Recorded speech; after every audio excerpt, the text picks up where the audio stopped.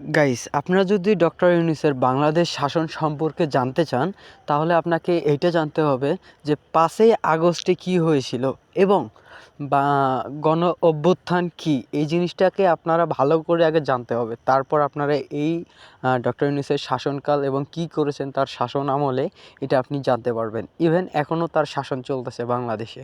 Change video topic and full entry ভিডিওর যে টপিকটা আছে ওই টপিকে আসা যাক, এন্ট্রি করা যাক, ঠিক আছে? এখন যেটা হচ্ছে যে ডক্টর ইউনূসের শাসনকাল, ঠিক আছে? এই শাসনকালে ডক্টর ইউনূস যখন বাংলাদেশে আসে, ঠিক আছে? ৫ই আগস্টের পর তখন বাংলাদেশে ডক্টর ইউনূসের দেশ দেশ হাতে নেওয়ার পরে আন্দোলন হয়েছে কতগুলো, আপনারা কি ভালো করে জানেন?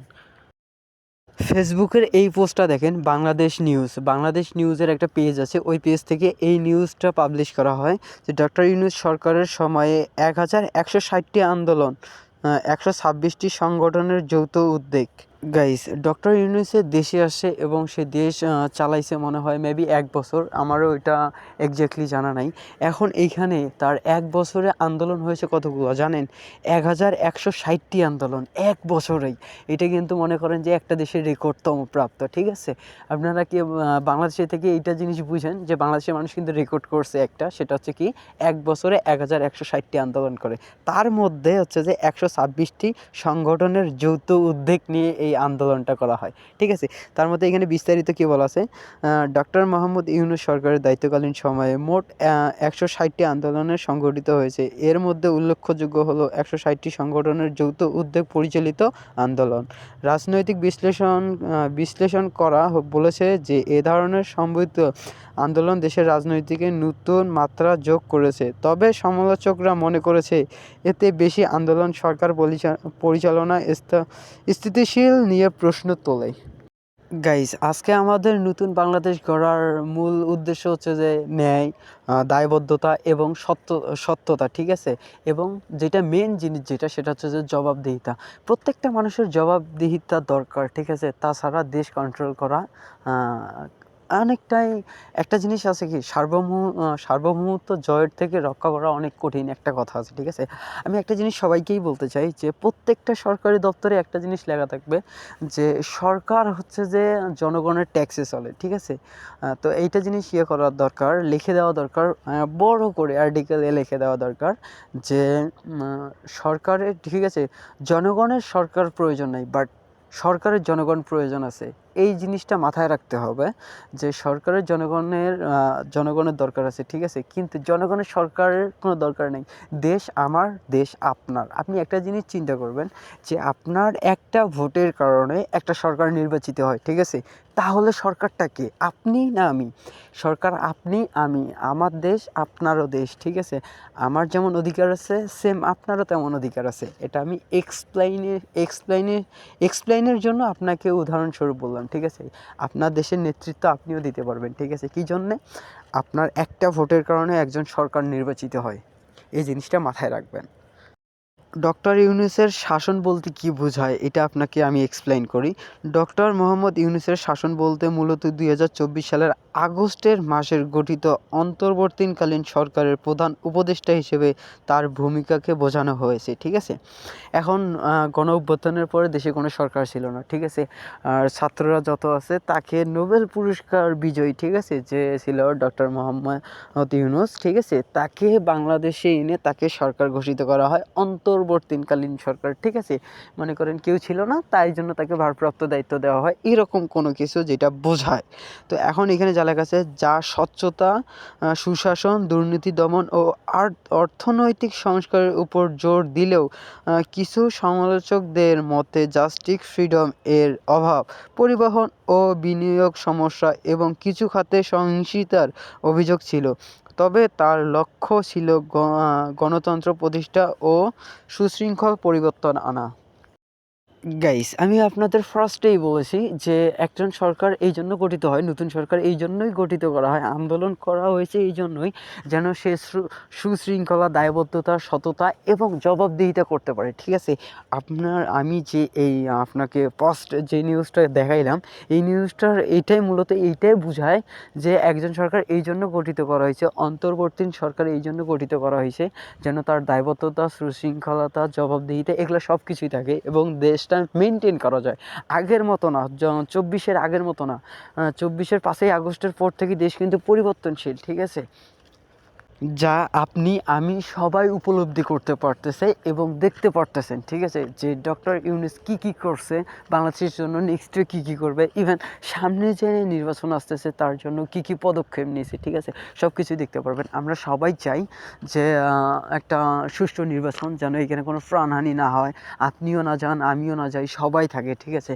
এবং সবাই সবার ওপিনিয়নটা দিতে পারে। প্রধান উপদেষ্টা ডক্টর ইউনূসের পদক্ষেপ কী ছিল জানেন?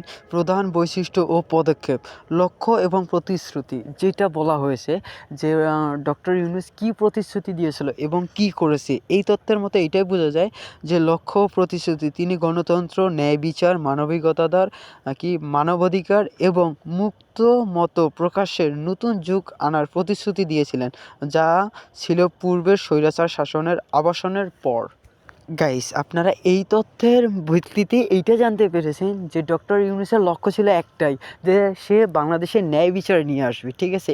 এই উপলক্ষেই সে একটা নির্দিষ্ট ফিউচার, যারা বলে ভবিষ্যৎ নিয়ে কাজ করে, যে সে ন্যায় বিচার দেবে, ঠিক আছে? আমি তো ওই যে আপনাকে ফার্স্টেই বলেছি যে ভিডিওটা আপনি স্কিপ করে আগাই গিয়ে দেখতে পারেন, যে এটা কেন বলছি আমি, যে দায়বদ্ধতা, ন্যায়, এগুলো সবগুলোই নিষ্ঠাবান, সবগুলোই থাকতে হবে একজন সরকারের ভিতরে। কিন্তু হ্যাঁ, ডক্টর ইউনূস এই প্রতিশ্রুতিটা দেয় যে আমি মানবাধিকার এবং দায়বদ্ধতা এটা নিয়ে আসবো, ঠিক আছে?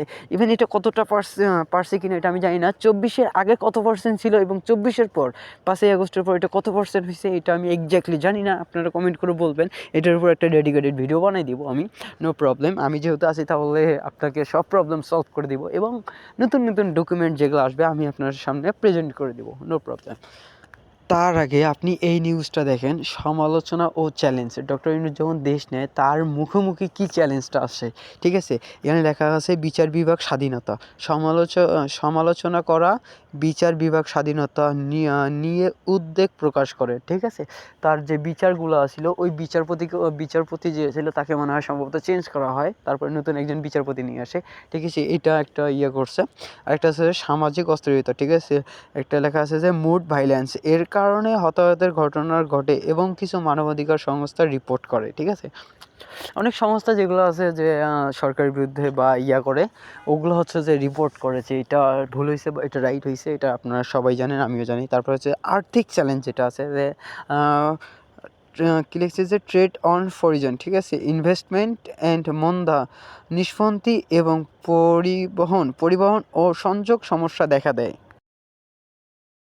গাইস, আমি শুরুতে আপনাদের এই জিনিসটা কেন দেখাইছি জানেন? যে ডক্টর ইউনূসের শাসন আমলেই 1100 মানে 1160টি প্রোটেস্ট হয়েছিল, মানে 1160টি আন্দোলন হয়েছিল। তো এইটা মোকাবেলা করেছিল কে জানেন? অন্তর্বর্তীকালীন সরকার, ডক্টর ইউনূস এটার মোকাবেলা করেছেন এবং এটার জবাবদিহি দিয়েছেন যে হ্যাঁ, এটা অবিচার হয়েছে বা এটা ন্যায় বিচার হয়েছে, এটার জন্য সবাই আন্দোলন করে। এই আন্দোলনের মুখোমুখি হয় এই ডক্টর মোহাম্মদ ইউনূস। আর এইটা চ্যালেঞ্জ সাপেক্ষে এটা বলা হয়েছে। এর মধ্যে আছে আর্থিক আছে, তারপরে হচ্ছে যে ন্যায় বিচার আছে, অনেকগুলাই আছে যেটা আমি সবাই দেখেছি, ইভেন দেখতেওছি, ঠিক আছে?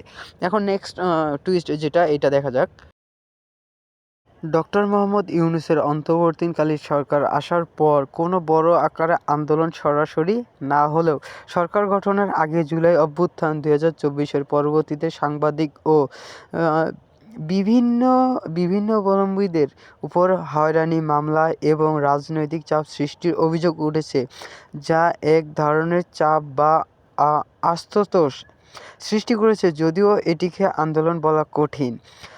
তার শাসনামলে সাংবাদিক, রাজনৈতিক দল ও নাগরিক সমাজের সাথে সরকারের সম্পর্ক ছিল টানাপোড়েনের, যেখানে রাজনৈতিক উদ্দেশ্য প্রাণোদিন হয়রানির অভিযোগ ওঠে। গাইস, এই তত্ত্বের ভিত্তিতে এটা বোঝা যায় যে সরাসরি বড় কোনো জুলাই অভ্যুত্থানের মতো কোনো বড় আন্দোলন না হলেও ছোটোখাটো আন্দোলন হয়েছে এবং এটা আপনারা সবাই প্রকাশ্যে দেখছেন, ঠিক আছে?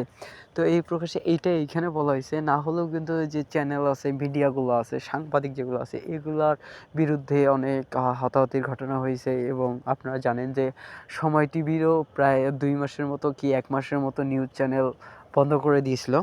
তো আজকের ভিডিওটা এই পর্যন্তই, ঠিক আছে?